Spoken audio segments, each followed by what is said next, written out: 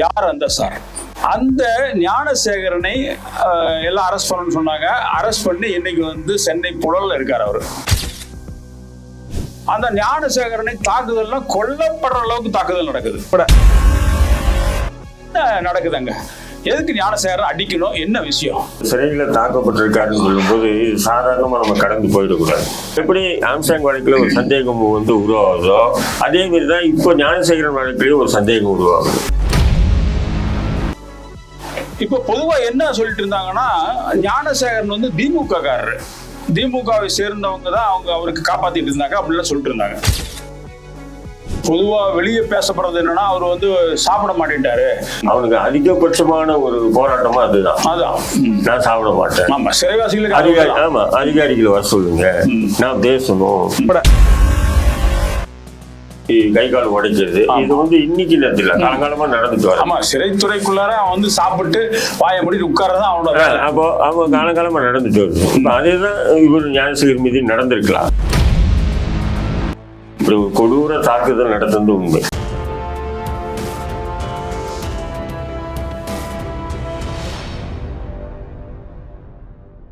வணக்கம், ஊடக நேயர்களுக்கு வணக்கம். இன்றைக்கு இன்னும் ஒரு பரபரப்பான செய்திகள் தமிழ்நாட்டில் போயிட்டு இருக்குது.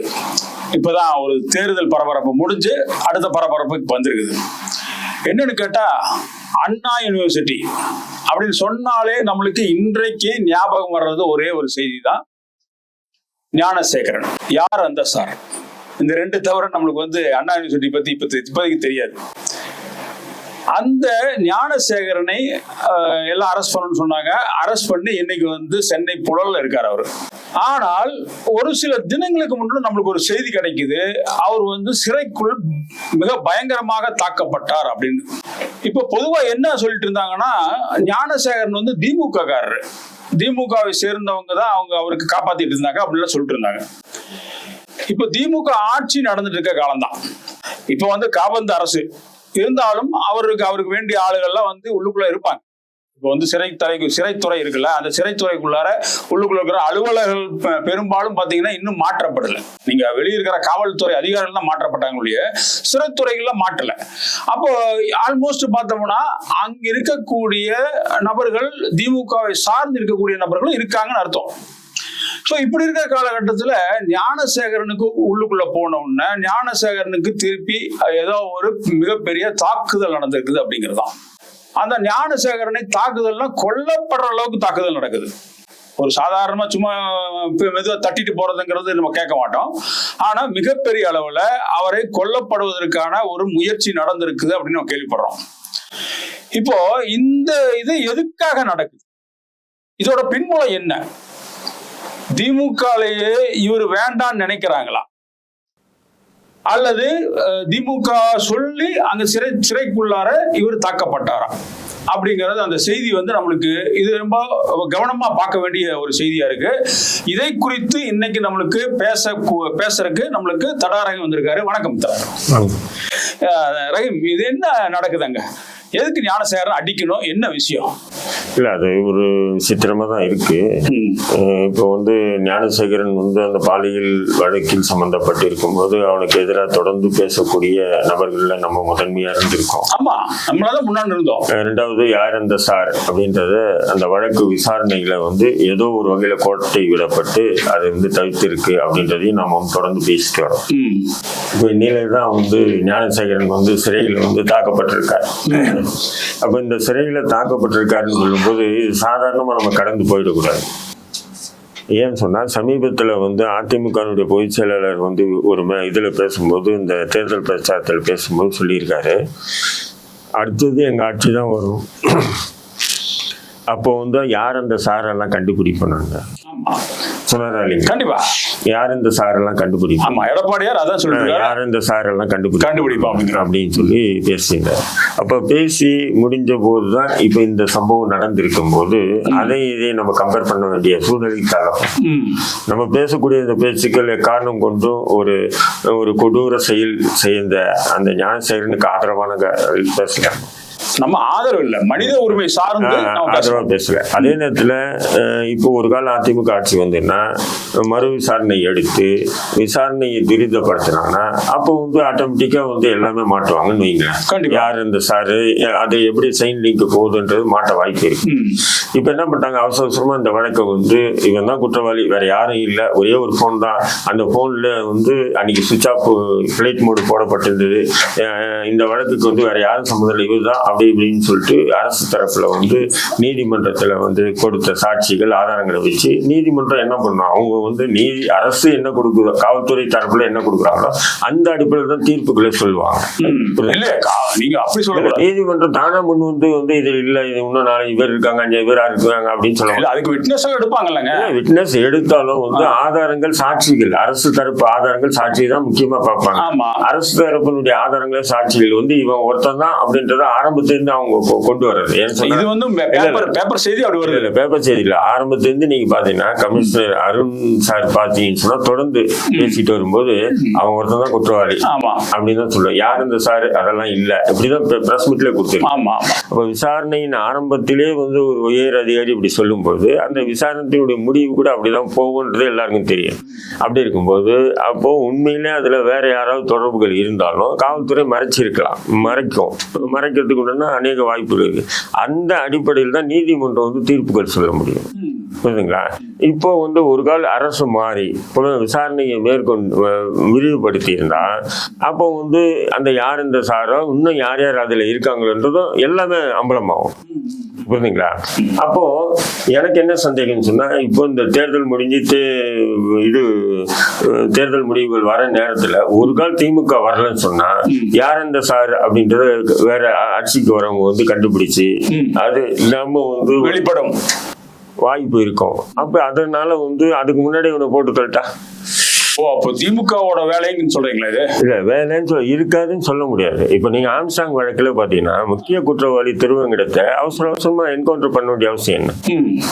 முக்கிய குற்றவாளின்றாங்க. ஆமா, முக்கிய குற்றவாளின்னா அந்த வழக்கு முடிகிறதுலயும் அவன் வந்து பாதுகாக்கணும், அவனை கண்டிப்பா பாதுகாக்கணும். அவனை வந்து கொண்டு போய் இரவுல, அதுவும் நான் அதிகாலை 4 மணிக்கு மேல கொண்டு போய் அவன் இது பண்ணாங்க அப்படின்னு சொல்லிட்டு அவன் தப்பிச்சான், எங்களை அடிக்க ஆரம்பிச்சான் அப்படின்னு சொல்லி அவனை என்கவுண்டர் பண்ணிட்டாங்க. அப்போ என்ன அர்த்தம்னு சொன்னா, ஒரு காலம் இந்த வழக்கு சிபிஐக்கு போயிடுச்சுன்னா இந்த சிபிஐ புலன் விசாரணை நடத்தும் போது அவன் வந்து இன்னும் யாரு முக்கிய பேரு தொடர்பு இருக்காங்க வெளியே வந்துடும். அப்போ அவனே முடிச்சிட்டேன்னு சொன்னா, இப்ப சிபிஐக்கே போச்சுன்னா கூட இந்த வழக்கு விசாரணை பண்ணிக்கிட்டே திருவங்கடத்தை போகும்போது திருவங்கடம் முட்டுச்சந்தாயிடுது இல்லையா? அப்போ வேற வழி இல்லை. அப்போ அந்த வழக்கு வந்து அப்படிதான் வந்து முடிச்சாங்க. இப்ப கூட வந்து சிபிஐக்கு கொடுக்க சொல்லி உயர் நீதிமன்றம் உச்ச நீதிமன்றம் சொல்லி கூட மறுபடியும் திமுக வந்து இல்ல, நாங்க சிபிஐக்கு கொடுக்க மாட்டோம், அது நாங்களே விசாரிப்போம்னு சொல்லி விசாரிச்சுட்டு வராங்கன்னு சொன்னா, அப்போ இதுவே பாத்தீங்கன்னா ஒரு முரணா இருக்கு. ஆமா, அதே தடை போட்டாங்களே. இல்ல, எப்பவுமே ஒரு வழக்கை பொறுத்தவரையும் சிபிஐக்கு கொடுங்கன்னு நீதிமன்றம் உத்தரவு போட்டா மாநில அரசு எதிர்ப்பே தெரிவிக்காது, இந்த வழக்கு மட்டும்தான் 3 முறை சிபிஐ கொடுக்க சொல்லி பரிந்துரை பண்ணி கூட இன்ன வரையும் சிபிஐ கொடுக்காம இல்ல நாங்க தான் நடத்தணும் உச்ச நீதிமன்றத்துல சிறப்பு வழக்கு வச்சு வாராட்டி இருக்குல்ல திமுக. ஆமா, அப்போ இதுக்கு பின்னாடி யார் இருக்கா அப்படிங்கிறது அந்த சாறுகள்லாம் ரொம்ப முக்கியமான ஆளுகள். எப்படி ஆம்ஸ்டாங் வழக்குல ஒரு சந்தேகம் வந்து உருவாகுதோ அதே மாதிரிதான் இப்போ ஞானசேகரன் வழக்கிலேயே ஒரு சந்தேகம் உருவாகுது. புரியுதுங்களா?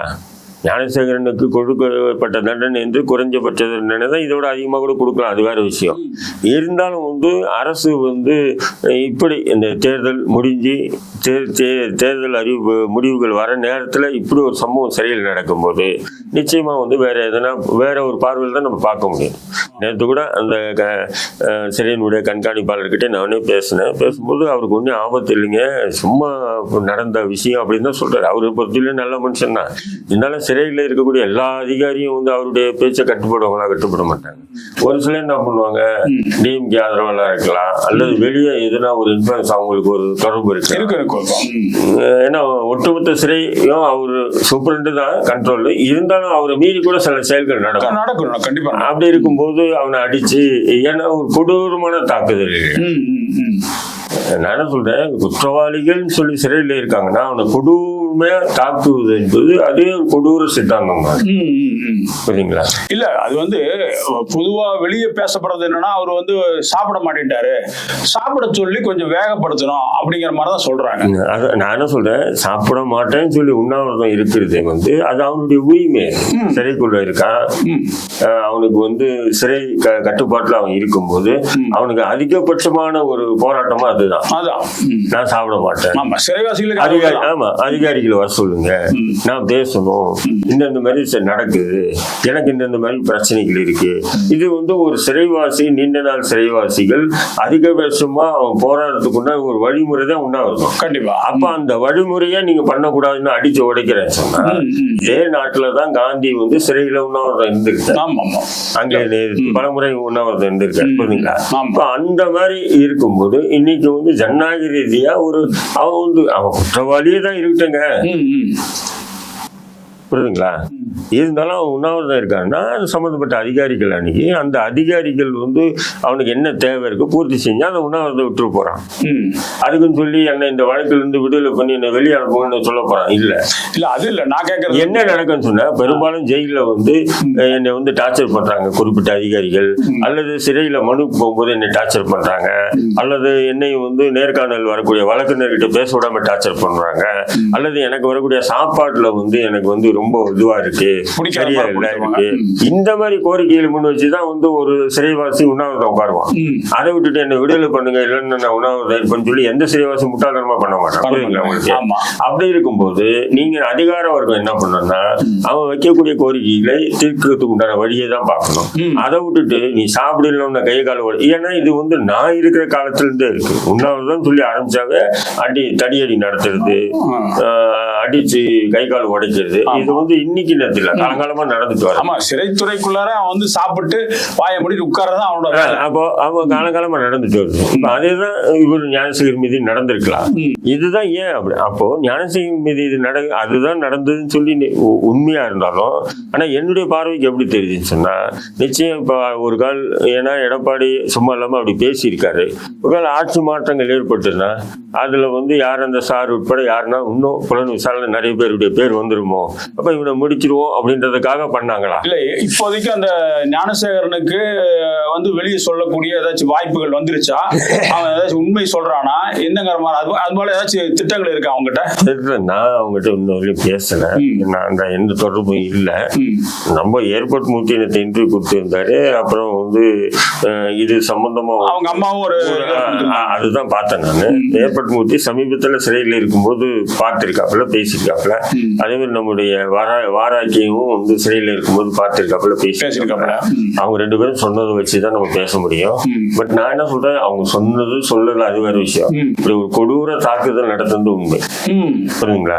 அப்ப இந்த கொடூர தாக்குதல் இப்படி அவசரம் நடத்துறாங்கன்னு சொன்னா அதுக்கு என்ன காரணம் சொன்னா, ஒரு கால ஆட்சி மாற்றம் வந்துன்னா விசாரணை வந்து ஆட்சி மாற்றம் மட்டும் இல்ல, இவன் மனம் மாறிட்டானா, இவன் வந்து சொல்றக்கூடிய மனம் மாறினாலும் சரி, ஆட்சி மாற்றம் வந்தாலும் சரி, மனம் மாறினாலும் ஆட்சி மாறணும் ஒன்றும் பண்ண முடியாது. இப்ப நானே சொல்றேன் குற்றவாளி நீங்க தான் சொல்றேன், போலீஸ் நினைச்சாலும் உங்களை குற்றவாளி ஆக்க முடியும். நீதிமன்றத்துல நீதிமன்றத்துல சொல்றான்னு வைங்க, நான் வந்து உண்மை சொல்ல போறேன்னு சொல்லி நீதிமன்றம் ஏத்துக்க முடியல. அது எங்க ஏத்துக்க முடியும்? ஏத்துக்கிறது இல்லை. இதை நீங்க விசாரணையும் போது சொல்லன்னு வாங்க. வழக்கு விசாரணையின் போது அப்பயே சொல்லலன்னு கேட்பாங்க. ஜுடிஷியரி ஒரு வித்தியாசமானதுங்க. இப்ப ஒரு குற்றவாளி, இப்ப உதாரணத்துக்கு நான் சொல்லணும்னு சொன்னா, இப்ப வந்து சந்திரலேகா உங்களுக்கு தெரிஞ்சுக்கலாம், முன்னாள் ஐஏஎஸ் ஆபீசர், தமிழ்நாட்டினுடைய முதல் பெண் ஐஏஎஸ் ஆபீசர். ஆசிட் வீசின வழக்குல வந்து இதே சுர்லா, முக்கிய குற்றவாளியா சுர்லா வந்து நீதிமன்றத்துல ஓபன் செஷன் கோர்ட்ல வந்து வழக்கு விசாரணை நடந்துட்டு இருக்கும்போது சொல்றாப்புல, இதுல வந்து அதிமுக முக்கிய புள்ளிகள் தொடர்பு இருக்கு, மதுசூதன் உட்பட முக்கிய புள்ளிகள் தொடர்பு இருக்குன்னு நீதிமன்றம் ஏத்துக்கவே இல்லையா? நீதிமன்றம் என்ன சொல்றா, இவருடைய வாக்கு மூலம் இவர் வந்து நீதிமன்றத்தில் சொல்றாரு, இது சம்பந்தமா ஒரு விசாரணை அறிக்கை எனக்கு தாக்கல் பண்ணுங்க. இல்ல இது சம்பந்தமான ஒரு விசாரணை பண்ணி என்கிட்ட வந்து மனு தாக்கல் பண்ணுங்கன்னு சொல்லி யார்கிட்ட சொல்றா? போலீஸ் கிட்ட தான் சொல்றாங்க. அப்ப போலீஸ் என்ன பண்ணுவான்? அவங்க ஏற்கனவே ஒரு பிளான் பண்ணி வச்சிருப்பாங்க. அதே பிளான்ல தான் மனு தாக்கல் பண்ணி இது மனு ரெடி பண்ணி கொடுக்குறாங்க நீதிபதி. உதாரணத்துக்கு தான் சொன்ன சுருளா வழக்கம் இல்ல, சுருளாவே நீங்க சுருளாவோட வழக்குலயே நானே சொல்றேன். இப்ப வந்து அவர் வந்து உண்மை சொல்றாருன்னு நாம நினைக்கிறோம், ஆனா அது பொய்யாவும் இருக்கலாம்ல. அப்ப நீதிமன்றம் எதுக்கு சரின்னு அதுக்குதான் வந்து இப்ப ஞானசேகரன் வழக்குல வந்து நீங்க நீதிமன்றத்தில் சொல்ல மாட்டாரா அப்படின்னு கேக்குறீங்க. நீதிமன்றத்தில் சொன்னாலும் பிரயோஜனம் இல்லைன்ற. ஆனா அதே நேரத்துல வந்து ஆட்சி மாற்றங்கள் வரும்போது காட்சிகள் மாறும். அப்ப விசாரணை அதிகாரிகள் ஆளுங்கட்சிக்கு ஆதரவா இருப்பாங்க. அப்போ வந்து உண்மை என்னன்னு கண்டுபிடிக்கிறதுக்கு அவங்க கிட்ட நிறைய வாய்ப்புகள் இருக்கு. உதாரணத்துக்கு புரியுதுங்களா, இப்ப வாய்ப்புகள் இல்லைன்ற. ஆட்சி மாறணும்னா வாய்ப்புகள் இல்லை அப்படி. ஓகே, இப்ப வந்து அந்த அடிச்சது பண்ணது இவர் வந்து இத்தனை செய்திகள் வெளியே வந்தது. கொஞ்சம் ஏர்போர்ட் மூர்த்தி அவங்க அம்மா வந்தாலும் வெளியே சொன்னாங்க. இப்ப வந்து ஓரளவுக்கு அமைதியாயிருச்சா? என்ன நிலைமையில் இருக்காரு இப்போ? இல்ல, இப்ப வந்து அரசு இது சிறை மருத்துவமனை சிறையில இருக்கக்கூடிய மருத்துவமனையில ட்ரீட்மெண்ட் எடுத்துட்டு இருக்காரா. அதான் இந்த கண்காணிப்பாளர் சூப்பரண்டிட்ட பேசும்போது சொன்னா சிறையில வந்து ட்ரீட்மெண்ட் கொடுத்துட்டு இருக்கோம். ஆனா நீங்க நினைக்கிற மாதிரி எல்லாம் இல்ல பாய் அப்படின்னு சொல்லி அவர் சொல்றாரு. என்னன்னா இது வந்து திட்டமிட்டு அவர் கொலை பண்றது அப்படியெல்லாம் எங்களுக்கு என்ன இல்லை அப்படின்ற மாதிரி அவர் சொன்னாரு. இருந்தாலும் நான் என்ன சொல்றேன்னு சொன்னா சந்தேகம் வருது. ஏன்னா நம்ம அந்த வழக்கில் வந்து யார் அந்த சார் அப்படிங்கும்போது அவசரமா அந்த வழக்கு நடந்தது, அவசரமா தீர்ப்பு சொன்னது, அவசரமா இதுதான் குற்றவாளி அப்படின்னு சொல்லி முடிவு பண்ணது எல்லாமே பார்த்தீங்கன்னா கொஸ்டின் மார்க்காவே தெரியுது எனக்கு.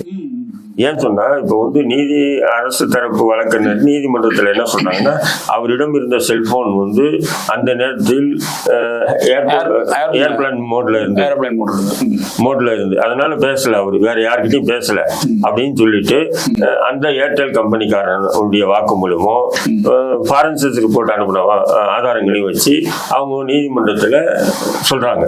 உதாரணத்துக்கு நான் என்ன சொல்றேன், அவங்ககிட்ட அந்த ஒரு போன் தான் இருக்குன்னு என்ன நிச்சயம்? ஆமா, 2 வச்சிருக்கலாம், 3 வச்சிருக்கலாம். கண்டிப்பா, புரியுதுங்களா?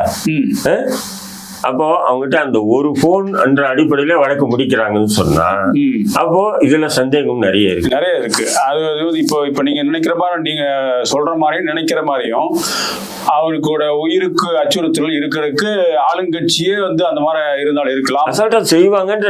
ஆமா, அவங்களை காப்பாற்றிக் கொள்றதுக்கு அவ்வளவுதான். ஆமா, அந்த தலைமைகளை காப்பாற்றிக் கொள்வதற்கு இந்த வழக்கை விசாரணைக்கு கொண்டு வராங்கன்னா ஆரம்பமே முடிஞ்சிச்சு, சாப்டர் க்ளோஸ்.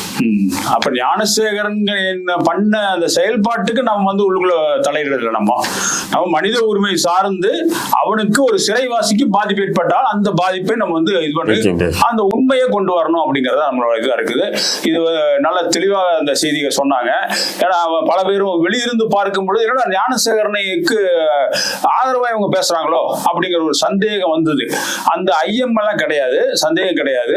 மனித உரிமை சார்ந்து ஒரு சிறைவாசிக்கு நடக்கக்கூடிய கொடுமைகளை தட்டி கேட்பதற்கான ஒரு வாய்ப்பாக இதை பயன்படுத்துறோம். அது மட்டும் இல்ல, அந்த ஞானசேகரன் என்பவர் உயிரோடு இருந்தாதான் அங்க என்ன நடந்தது, உண்மை என்ன, யார் இதுக்கு பின்புலமா இருந்தாங்க அப்படிங்கிறது செய்திகள் வெளியே வரும். அப்படிங்கறத இந்த விவாதத்தோட ஒரு இதை எடுத்துக்கிட்டு இந்த இதை வந்து என்ன நடக்குது கொஞ்சம் பொறுமையா இருந்து பார்ப்போம் அப்படிங்கறத நம்மளுக்கு. நன்றி, வணக்கம்.